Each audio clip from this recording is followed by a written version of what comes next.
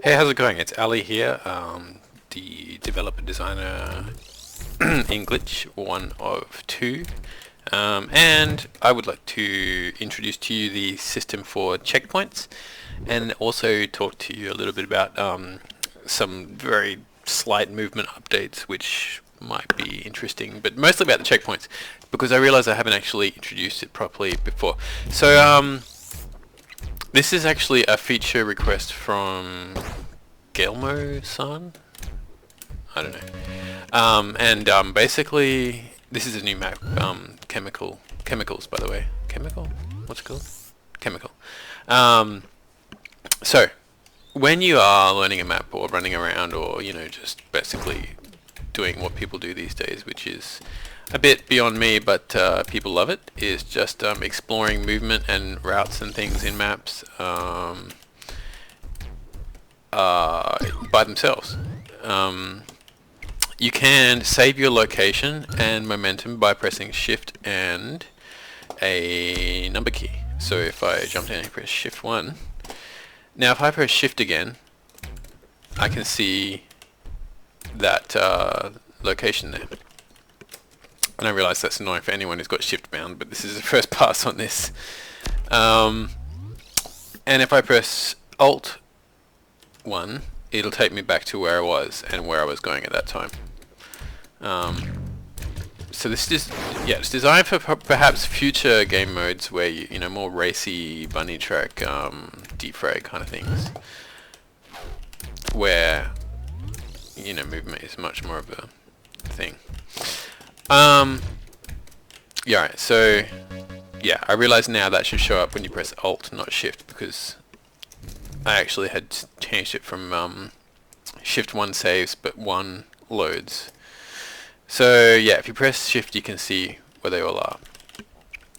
However, I'll change that to pressing Alt. So if you press Alt, you can see the numbers come up. So if I'm here and I press Shift 2, and then I press Alt, I can see both things, both numbers in the world. Now if I press Alt 2, I'll go to here and be transformed to that location. Alright, so I'll actually talk to you about a couple of new maps. This is Chemical, and the reason it's called Chemical is not because I'm into drugs, because I'm not.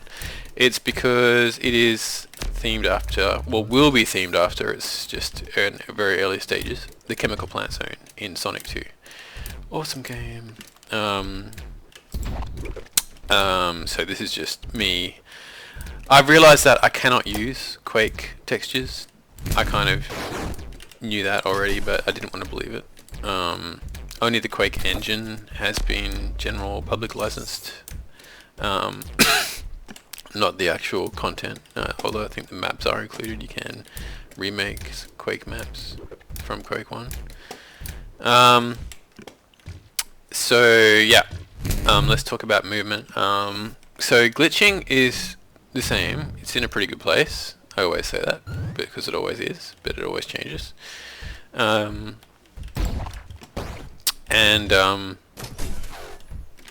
You can also, so there's the flick, right? The flick happens when you jump, not when you auto jump by holding space, just when you press jump. So if you land and press jump, the little thing which is happening, which is called the flick. So what the flick does is it takes into account your mouse movement, not as much as it used to. It takes into account your speed, and it also takes into account your direction of aim, as opposed to your direction of velocity. So if you're moving this way and you flick here, it's going to alter your flick. And how it works is that basically this is designed so that you can transfer your momentum into a new direction, because you can't do it when you're glitching, because glitching is best when you're holding auto jump. So you're glitching around and you let go of jump and you jump using the jump key. So ideally, so previously you could kind of spam it in a forward direction and you could flick and jump forward, and you still can, but it won't work as well. What it does is now it works more how it's intended is it works more how it's meant to work, which is that it works when you are changing direction. It transfers a bit more of your speed.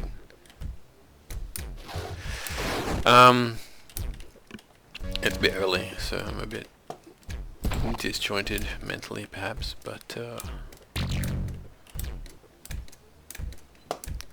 you can kind of use it with glitching. It is quite powerful when you use it with glitching around soft corners.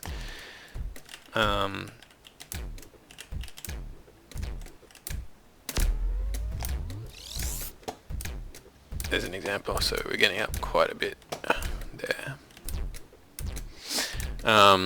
That little hole is meant to be only just jump overable.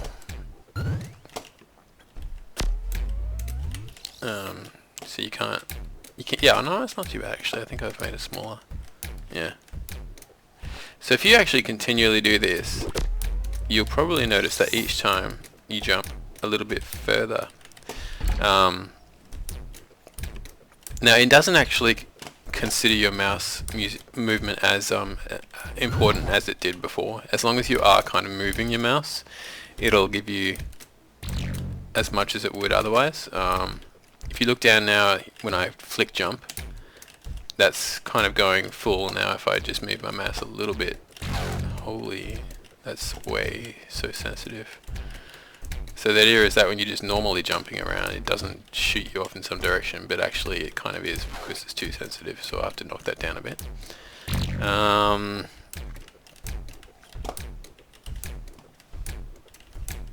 Okay. Oh, it's going to be a horrible video to watch. Well, I'm going to leave it there.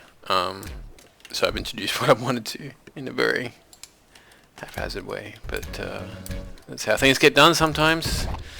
Perfection, what is it? Perfection is the enemy of the good. It's not really my motto, but it's kind of how I work.